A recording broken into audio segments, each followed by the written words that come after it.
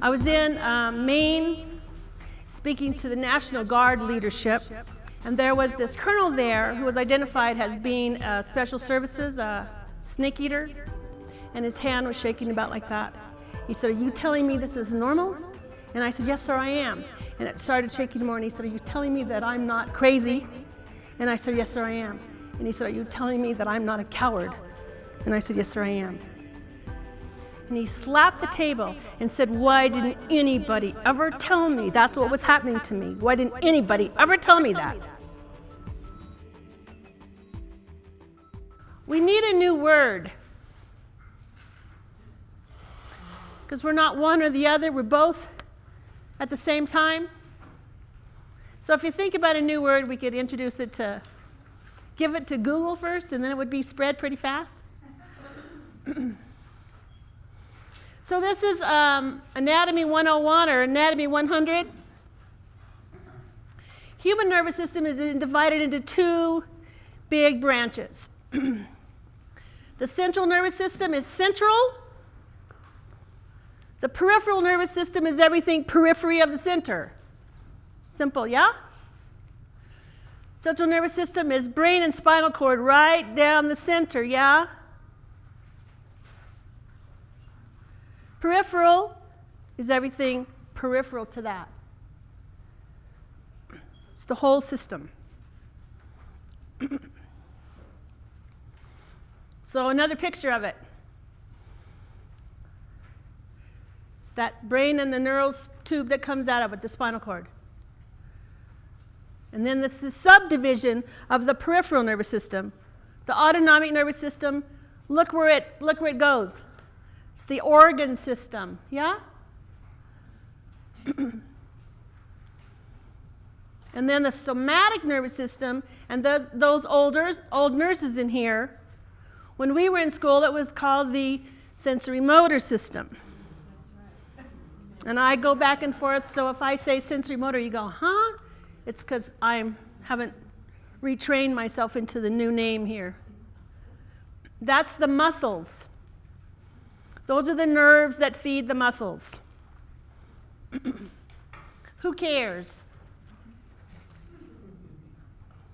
Show you why we care. So let's talk about the central nervous system. In trauma, the survival responses in the lower brain structures disorganize. So let's talk from the top down. Neocortex, forebrain, all of that stuff there, right? Language and thinking is that part of the brain's job, right?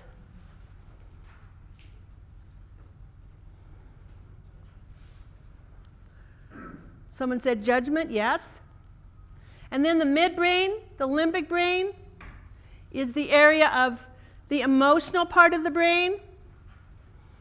Most therapies, the cognitive therapies, and most therapies that work with trauma work from the top down, using the neocortex somewhat in the limbic system, but not all.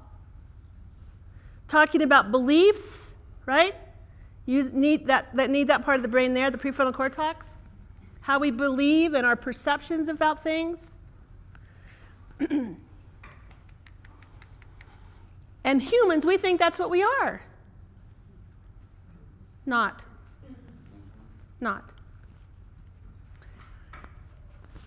The way we work, we do not pay as much attention to the neocortex or the limbic system as we do the reptilian brain. All of this stuff down in here in the brain stem is what we pay attention to in trauma, because that's the part of the brain that gets overwhelmed and dysregulates. And look what it controls. Breathing, circulation, digestion, fight-flight response, all at an unconscious level. Unconscious level. Interesting. Does anybody know what Broca's area? Remember Broca's area? What does Broca's area do? Speech, control speech. Left, right there somewhere. In trauma, it doesn't even light up. Doesn't even light up. That's why you have scared speechless. That's why you have no words. Broca's area shuts down because if you are faced with a life and death situation, it's not that useful to think about it and talk about it. So the energy gets shunted down from neocortex down to the survival parts of the brain. It's all very interesting that's what's going on in the central nervous system, yeah? In the brain. But you can't see it to work with it. PET scans and research show us what's going on there, but you can't work with it directly if someone's sitting in front of you or standing in front of you. So our interest in trauma first aid and the somatic approaches, or certainly in trauma first aid, is what's going down here in the bottom hindbrain, brain stem part of the brain. Because we are organized from the bottom up. We are not organized from the top down.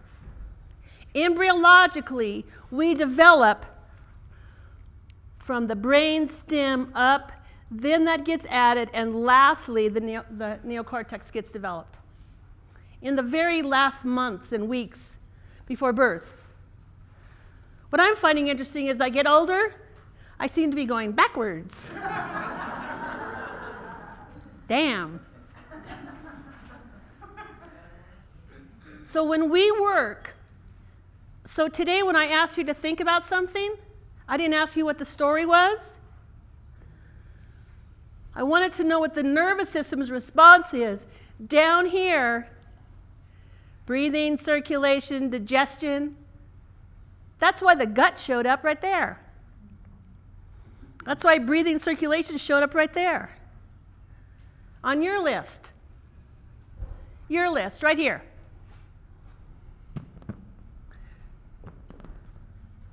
And also, as humans, we're not in touch with what's going down here. We're not supposed to be. Number one, it's unconscious control.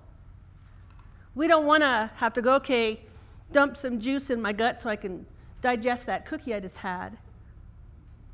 So all this is going on unconsciously. We're very conscious, in this culture especially, of our emotions. So we're more in touch with those than we are what's happening in the physiology underlying it.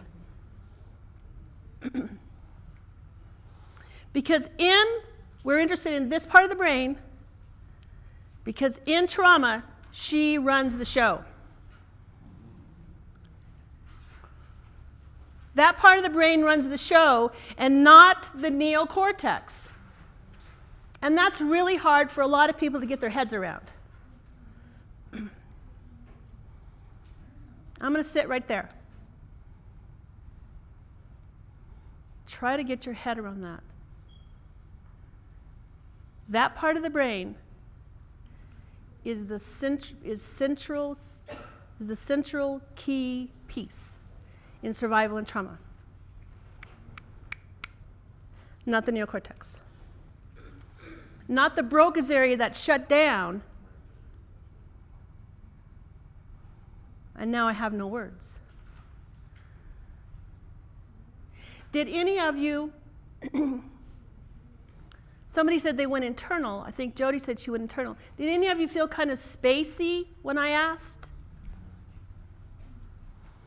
You felt spacey because there's less blood flow to the neocortex. And you have this little card, this little brain card here, all these posters to look at that later, but if you are threatened with a life or death situation, the blood is shunted down for the neocortex down here. And therefore you'll feel spacey or foggy or disconnected. Everything is shunted down. Is that the same as when people have disassociated? You betcha. You betcha. When does trauma start? During the event, after the event? The way we define trauma is when the nervous system becomes overwhelmed and dysregulates. Once the dysregulation happens, once the overwhelm happens and the nervous system cannot do what it's designed to do, that's when it's traumatic. If you can cope while it's happening, you're not traumatized. If you can run away, you're not traumatized. If you can fight your way out of it, you're not traumatized. It's when you can't do that and the system gets overwhelmed, that's what dysregulates and then therefore traumatic.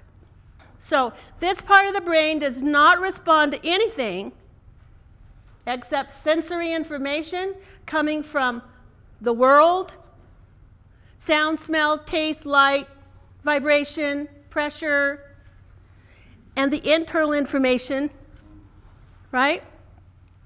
Body memory, it doesn't care at all about language or conscious thought. And this explains why you've got a Vietnam vet that can hear a car backfire and flies under the table 40 years later and then comes to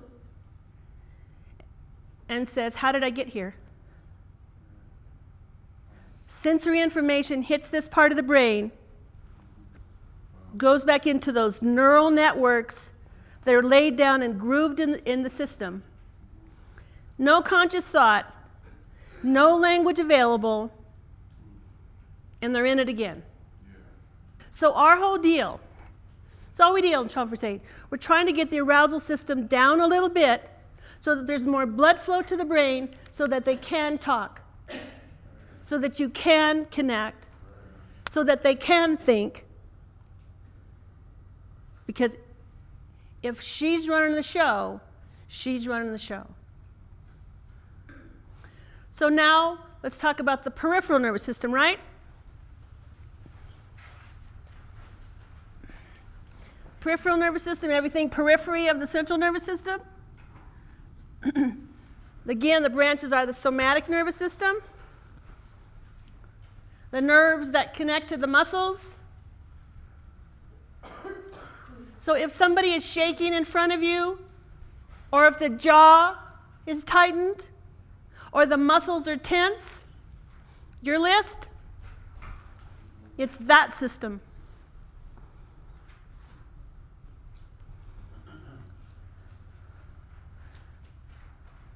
It connects us to the outside world. Information comes in, and we do something about it. Action, reflexes, movement.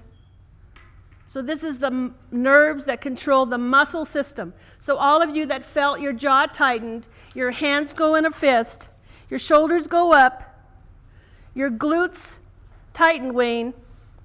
Sensory motor, somatic nervous system response. The other branch, the autonomic nervous system, right? It's the one here that innervates the organs, right? Has two jobs. In emergencies, fight, flight, freeze. In non-emergency, rest, adjust, heal, and, as she said, socially engage. You can talk to these kids now, talk to your therapist, whatever. So let's talk about this little guy. We say he's not running away from the bear because he's scared. He's scared because he's running away from the bear. What does that mean? Say it again, Sammy. The movement happens first. There's a biological response that's faster than the neocortex can name it. And because we think we're all neocortex, it's hard to believe that that's the truth. But our biology can't wait for this thinking brain to come up and name it because it doesn't have enough blood flow. Again, we're organized from the bottom up. The naming it happens last. So the autonomic nervous system is automatic. It's involuntary. And look what it does.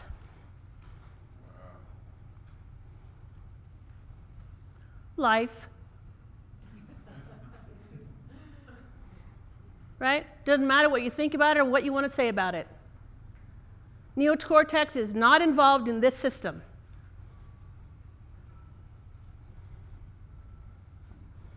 And to tell somebody who's in a flashback to calm down, the reptile doesn't listen. So this autonomic nervous system is reciprocal. And you'll see that Pam and I are like this. I'm the charge and she's the discharge. One system speeds up and one system slows down, right? That's why we're a good team. And they have names. The charge cycle is sympathetic. The discharge is parasympathetic. So let's look at a different graph. And you have this on your cards. And it's up here, and I'm going to be pounding on this for 3 days. You've got the parasympathetic side, which is the parachute. Slows things down. You have the sympathetic side, which is like the gas pedal. So one is the gas and one is the brake. One speeds things up, one slows things down. This is normal physiology. This is how it works every minute of every day of your life. Normal physiology. So the sympathetic side prepares the organs for action. It does that by heart rate up, blood pressure up, heart rate up, ABC, right? Airway, breathing, circulation. Right there. It also does that by stopping the digestion, and you get a dry mouth. Because if you're getting ready for action, you don't need to digest. So there's less blood flow to the gut. The blood flow shuts down to the gut. And then when something reminds you of something that's bad happened in the past, you say, my gut tightened. Right? Airway, breathing, circulation, gut. Those things, the heart rate and blood pressure don't go up just to go up. They go up so they can pump blood to these big muscles so that you can do something about it. Airway, breathing, circulation, gut, muscles. Your list. Right? Your list. That all of you said, not all of you, but many of you felt airway, many of you felt circulation, many of you felt constriction of your chest, many of you felt gut stuff, many of you felt muscle tension. That's why. The other side, the parachute side, slows things down. Same list, different arrows. Same exact list, different direction of the arrows.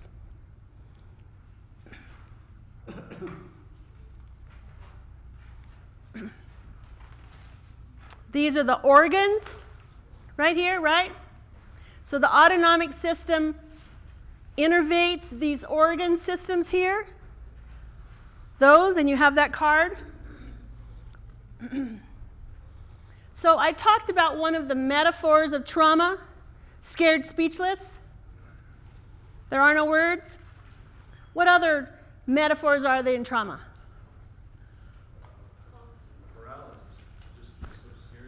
Scared stiff. Paralyzed. Why? Muscles. Muscles. Scared shitless. The rectum isn't on here, but the bladder is. I was so scared I pissed my pants. Yeah? It's right there. And when something happens to kids, you'll start seeing bedwetting again happen. Did I say that right, Pam? Yeah. The second time. What else? What other metaphors are they? Deer in the headlights. Deer in the headlights. Look at the eyes up there. Yeah? What else? Scared out of my mind. Scared out of my mind. Neocortex, boom, offline. Huh? Brain freeze. Same thing, yeah? What else? Cold feet. Goosebumps. Also, pale as a ghost. White as a sheet. If you squeeze the blood from the periphery to the core, the skin gets pale and clammy. Cold. There is a rush of adrenaline. How about toss my cookies? Oh, yeah. Right there. The gut dumps. Those are not metaphors of trauma. Those are exact descriptions of what's happening in each organ system. They are exact descriptions. So you asked earlier, why do I feel nauseated, or why does someone feel nauseated? That's a partial response pattern to the gut feeling like, okay, something's bad's about to happen here. I need to empty it so that I don't have blood wasted digesting the cookie. And I could get it up here to my heart and to my rest of myself so I might survive this, right? So again, those are exact descriptions of what's happening in those organs. They are not metaphors at all. What's very cool about this understanding, I think that maybe Anita, you said you wanted compassion out of this. Somebody said compassion. When you start understanding this, judgment goes away. It says, especially if people can have self-compassion. So there's a situation comes up, does your heart beat, what decides whether your heartbeat slows or speeds up? A lot of things. Perception of how scary this is. Past history. So it's personal. It's very personal. Your training. So if you're a soldier that's been trained, it's going to have a different response pattern than someone who's out of shape. Yep. But what I want to invite each of you is, what is your pattern of constriction? And it also has a developmental piece that goes with it as part of the pattern. Again, when whatever happened 57 years ago, whatever your piece was here, is that a pattern that you recognize as, oh yeah, there it is again? Sure it is. So part of trauma first aid and self-care is to know your piece, is to know your own constriction patterns, and to be able to recognize them sooner and sooner before they get to an overwhelmed place, and to do something about it. So we want that on your radar. Put it on your radar. So that when we start practicing and you feel your gut just starting, it's like, okay, there it is. There's that pattern in me that, what if I do something and it changes? Wow, cool. Before you get to a place where you have a migraine. Do you see what's the liver's doing down here with the glucose? Blood sugar is also being pumped up. So you have blood pressure up, heart rate up, blood sugar up, gut shut down. How long can you get stuck in those systems with decreased blood flow to the gut before you start having colitis, irritable bowel, So you have a picture of these organs. It's up on the wall. I'm going to keep thumping on the wall to bring you back to it every time. So that's normal. Now when we get to overwhelm, right? We talked about this before. We want the system to respond. We want it to do what it's supposed to do. It's the overwhelm that's the problem. Because the overwhelm dysregulates. Right? It's the dysregulation that's the problem. So all of us have some normal range, right? That's normal for us. Something happens, and the system responds. It could get stuck up here on high, and then if you're a mental health person, you have people come to you and they say those words. And if you show up in Dawn's clinic or Marianne's clinic, you're going to see those things. Tachycardia is fast heart rate, breathing. Dyspepsia is gut problems, muscle tension. If the muscles are already tight and ready, tense all the time, and some loud noise happens, there's the hyperstartle. Hypertension, hot and flushed. It's the same list. Same. Mind, body. In your cards, they're separated out. So if you pull your cards, it's like this. We need to learn each other's language. And I'll tell you what, working with someone that's in a rage is hard. In the moment when they're in a rage, it's hard. It's a piece of cake to bring someone's heart rate down. It's a piece of cake. And when I bring somebody's heart rate down, I know their blood pressure came down. And I know their breathing just changed. And then they're going to say, I feel less anxious. So we're looking at the underlying physiology of that same list. Can also get stuck on low. Mental health sees those words. The clinic's seen those. Does that pattern look familiar to some of you? Does it look like bipolar? Does it look like ADHD?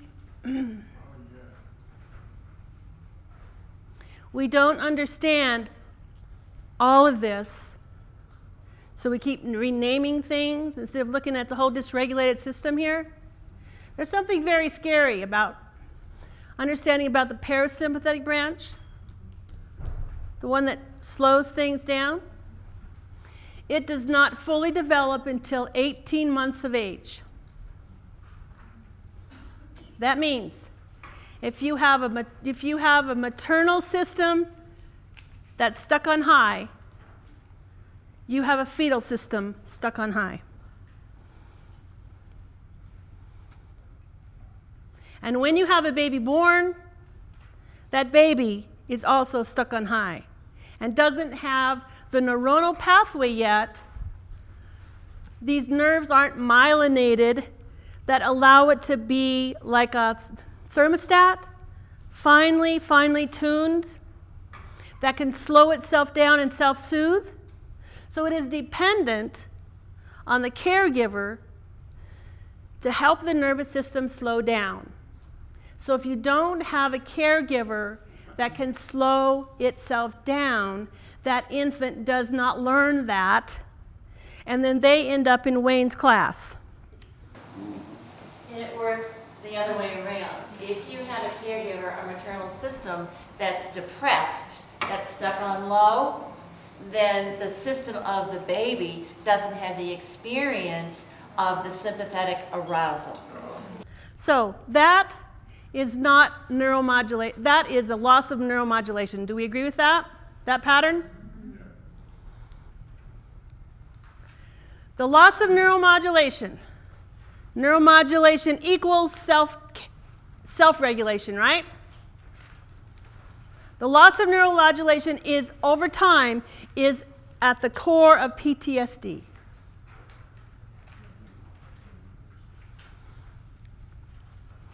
Because traumatized people go from stimulus to response without the neocortex being on board to help them figure out what is that sound I just heard. Oh, it's a car. I'm cool.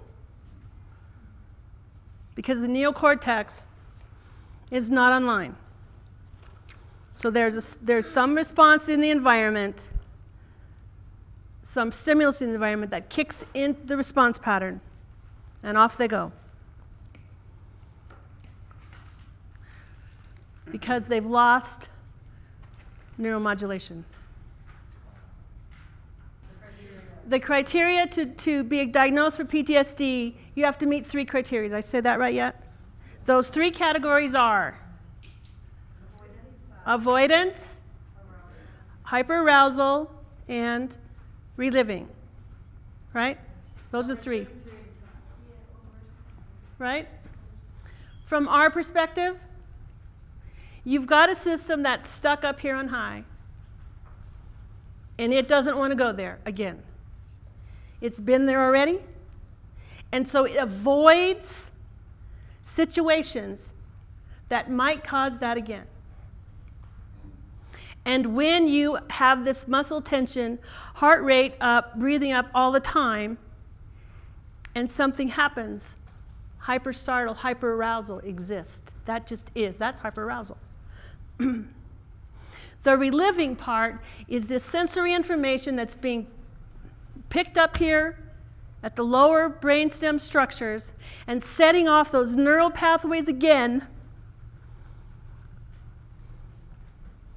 So that's how we understand those 3 categories. From a nervous system response here, not a top-down understanding, but a bottom-up understanding. Make sense?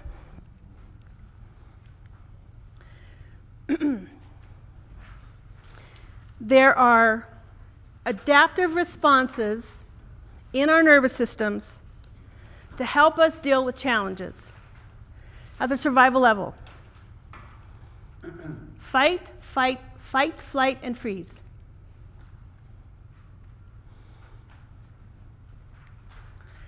What we're trying to work with is understanding those 3 response patterns, adaptive response patterns, to break the cycle so that they don't stay dysregulated in the system and lay down those neural pathways that then get grooved in.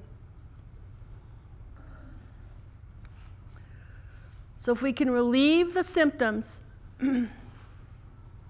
by stabilizing the nervous system, we don't have to get in those long patterns over time. Remember, PTSD is a loss of neuromodulation over time.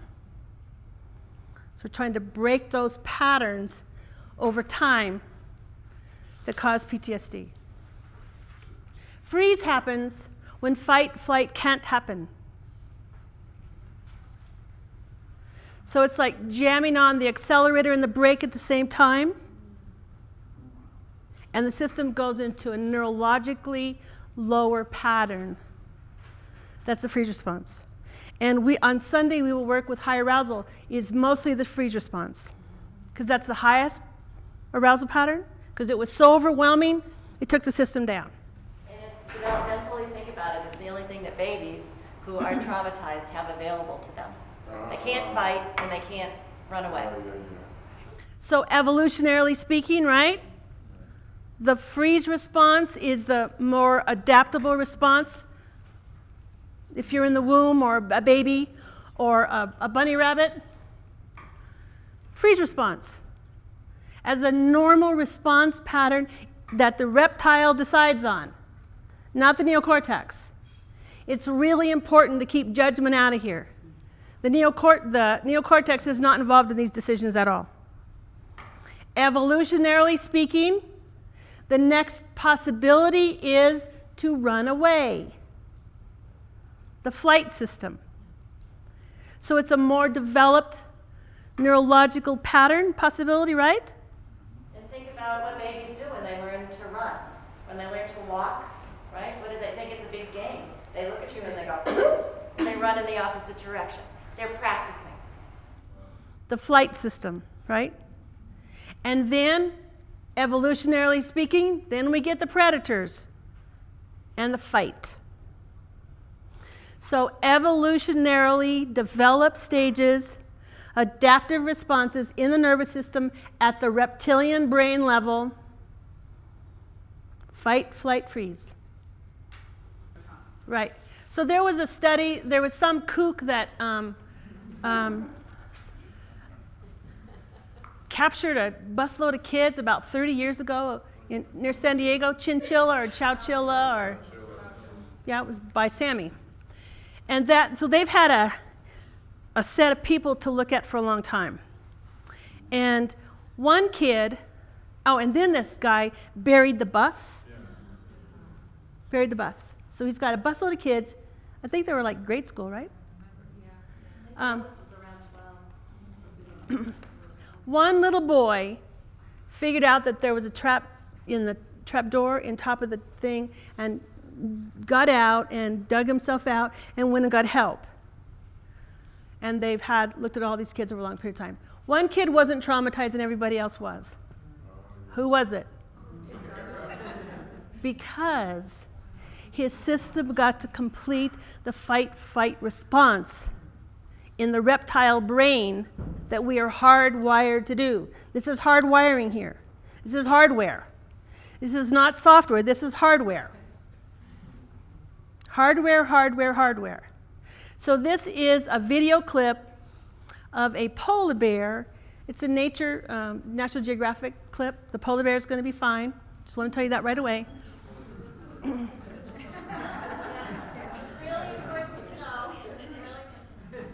But while you're watching it, knowing the polar bear is going to be okay, track and see your own system. Scan your system and see what you notice. Yeah? So it's just about a wildlife biologist doing a dart on this polar bear, and then they go and measure it, and they do that. So, Harry, would you start that? This animal is running away from the biggest predator on the planet, and he thought he was.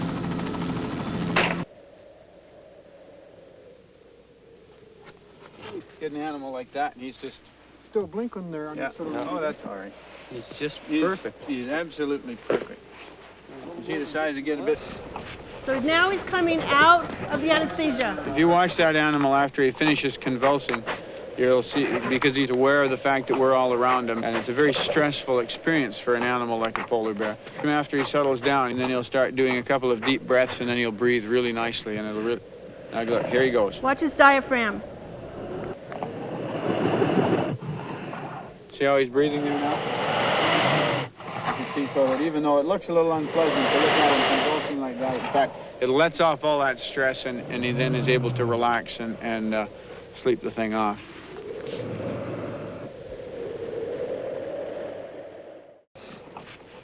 He said after he's convulsing. That animal's not convulsing. After he finishes, Rapid breathing. What's he doing? because he's aware of the fact that we're all He's still running. He's discharging. And he's still in the fight. See his mouth? a couple of deep breaths, and Fight, flight, right there. Watch the diaphragm. see how he's breathing there now? You can see, so that even though it looks... Slow motion. Rapid breathing. And then that big polar bear breath there, right? And did you feel yourself breathe just there? So that big breath is way important. Is this shift right here.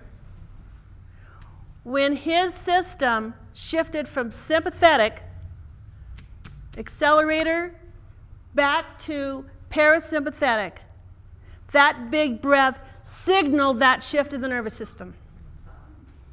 That huge... And while you're practicing today and tomorrow, and mostly Sunday, when you see that happening in somebody, You just watched a miracle, that miracle, of the nervous system's response all on its own. Nobody said, take a few deep breaths.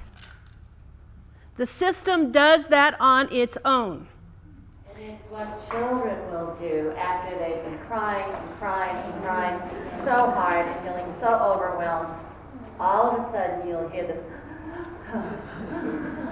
and each will get a little less deep and a little more calm and a little more settled, and their system is re-regulated. And the wildlife biologists say if an animal after doing that, if they don't go through that discharge cycle, they do not survive in the wild. So in New Orleans 3 years ago, there was an Army Reserve soldier who was also a social worker who returned from Afghanistan to New Orleans. He was from New Orleans for 5 generations, and everybody in his world lived in New Orleans. Grandparents, aunts, uncles, sisters, brothers, cousins, within a half a mile of each other. And when he came home to Katrina. There wasn't a single person in his family that was still in the state of Louisiana. So feel your system's response to that. And now, feel your points of contact. Feel your hand on your lip there, Anita, or whatever you had. Your hands across your belly, Peter. Don't change anything. Margie, feel your hands there. Feel your back on the chair, feel your butt, feel your feet, whatever you feel. Notice your own points of contact. Julia. Veronica.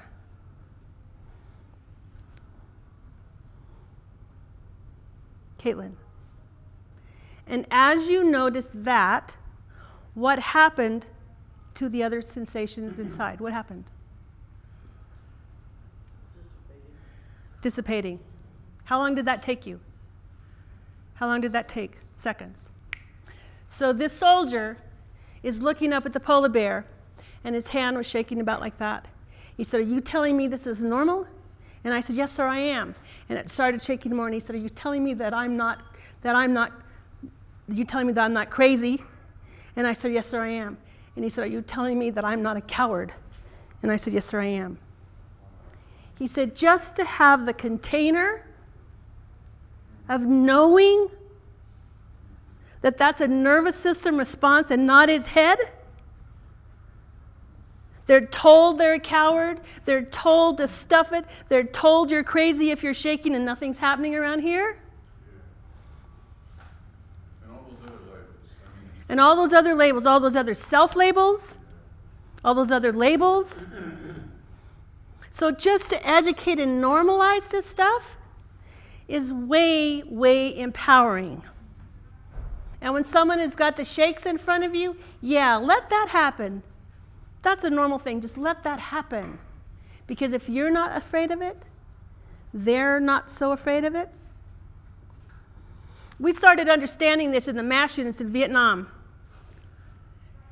That when you put a soldier under anesthesia, fighting and kicking, that's how they came out of anesthesia. As you went in, so you come out. That's when we started doing pre-op teaching. Because we were great nurses? No. Because you have less blood loss and you have less tissue damage. By lowering the arousal pattern, heart rate's down, blood pressure's down, right? I was in Maine speaking to the National Guard leadership, so I had the general and his colonels. I don't think there was anything less there lower than a colonel. And same slide. And there was this colonel there who was identified as being special services, snake eater, special forces for 35 years. And he slapped the table and said, "Why didn't anybody ever tell me that's what was happening to me? Why didn't anybody ever tell me that?" I mean, this understanding is freeing. It's freeing to believe that it's just your nervous system response pattern. You don't have a mental illness. There's nothing wrong. And the faster we stabilize these systems, we are trying to reduce and prevent. Reduce and prevent, reduce and prevent. While it's happening, shortly after it's happening, let's try to back it up and stabilize the system. But we are having huge responses in the first responders, especially military. I think Caitlin's going to come in with understanding that this is useful for a lot of professions that see it other than a mental health problem. These are physiological response patterns. Let's just understand them and learn how to work with them. These patterns, these huge biological response patterns are the same ones where you hear little grandmothers picking up cars. They're for survival. And to let those still get stuck in the system and we get this trembling, shaking, whatever, instead of like, let it happen, dude, that guy can do it, why can't we do it? We override it with our neocortex, stuff it, you're okay, get up, get on with it, whatever, all those messages, instead of like, dude, let it shake. I mean, I can't tell you how many times in the ICU and in post-op recovery, that's scary to watch. I have EMTs that go, wow, that was cool. I don't do it anymore. I let it happen. Yeah, that's right, let that happen. I mean, and this Civil War thing, right? One of the causes of death was neurological. What are we doing? And what can we do while it's happening? That's why we're doing pre-deployment training for the Army, is so while it happens, it's that. That's all it is. And so when your buddy is shaking, yeah, dude, let that happen. I'm going to stay right here. Let that happen. The reason that we're interested in this regulation piece is because it's those symptoms when the energy is not released that we see. That's what dysregulates over time. That's what is the loss of neuromodulation over time that ends up being called PTSD this year. So that's why this model is not about undoing anything at all that you know. It's about underlying with what you already do. Add it on to what you do. Don't take away what you do. Just understand what's happening below it. So when you've got somebody in front of you, these are the things that you're looking at, right? Changes in speech pattern, the breathing, the heart rate, the skin color, the eyes, the muscle system, the flaccidity or the rigidity, numbness, tightness in the throat, the disassociation, the body temperature changes. That's all peripheral nervous system and both autonomic and somatic nervous system stuff that you're looking at right there. It's all there. There's no mystery here. You're looking at literal organ systems that are right in front of your eyes. Right? Airway, breathing, circulation, gut, and muscles. Then you can throw in the eyes there and right? Makes sense? You start getting the changes in speech because Broca's area is shutting down, making no sense. Julia tells the story and it doesn't make any sense to anybody, right?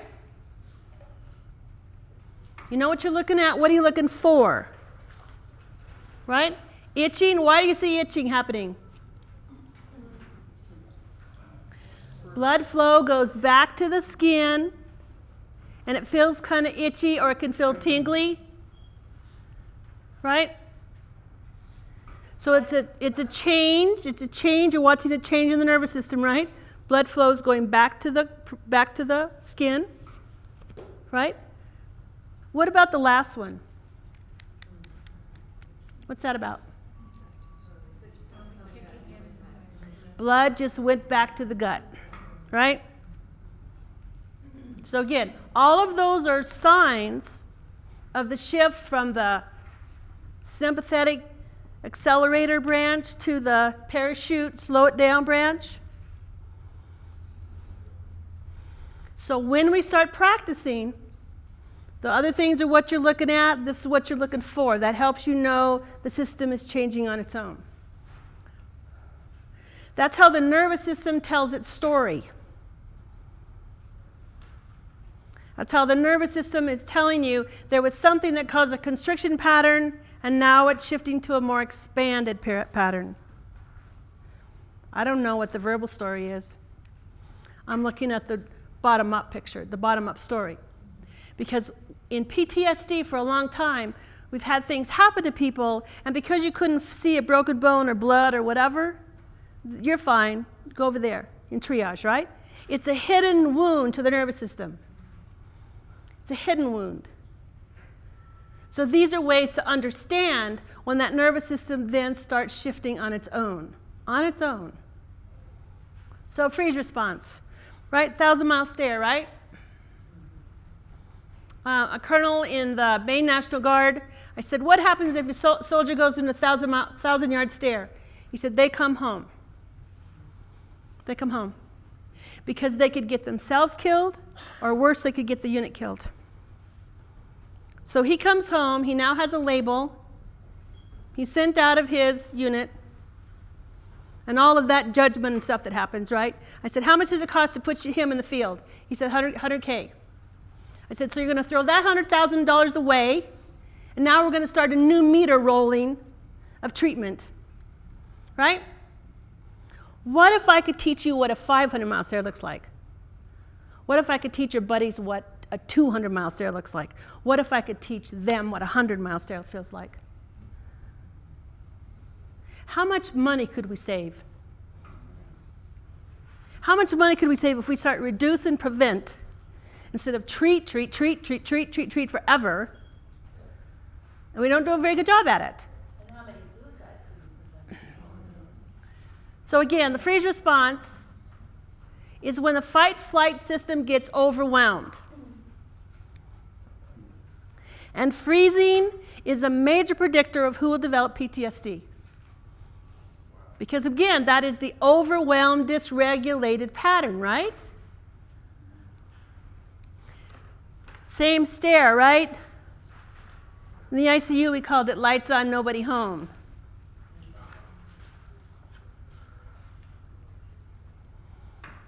And when you're there, it ain't bad. It's not bad at all. Because you're not there.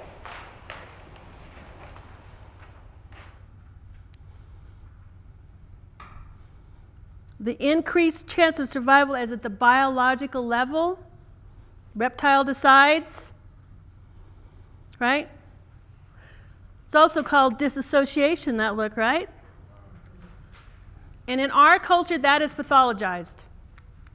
Instead of going, it's a normal adaptive response at the nervous system level that the reptile made that decision. And in other cultures, they understand it differently. What is susto? Yeah, shock, fright. So this response pattern of understanding in that cultural context, this is fright. That there is a loss of awareness in the system when it gets overwhelmed. Yeah? And they have traditional ways of creating the container and safety for the awareness to come back in. What about in native traditions? It's the giveaway, yeah? Soul loss. It's not pathologized, it's understood what happens. It's not made wrong. It's not diagnosed and put on a chart. It's understood that that is a normal thing that happens in terrible, overwhelming situations. And we know what to do with it because our culture, those cultures know how to work with that in a healthy, protective, safe way. When we were running from saber-toothed tigers, if we went into a freeze, they were less likely to go for the jugular. The way that a mouse goes into that freeze response in the cat is less likely to kill it because predators need fighting prey. Predators need fighting prey to stimulate the kill. And if you're a kid, if you get really still and really quiet, and like Jody said, don't even breathe, I may not get hit again. I may not get raped tonight. So the problem with this, with the aftermath of the freeze response is, because there's no awareness there, conscious awareness is not there, you get these triggers that come out of nowhere that cause these snapshots to return, and you don't know where they're coming from. And that's crazy making. That's crazy making. And people think you're crazy, and you feel crazy. So again, we all have this normal range.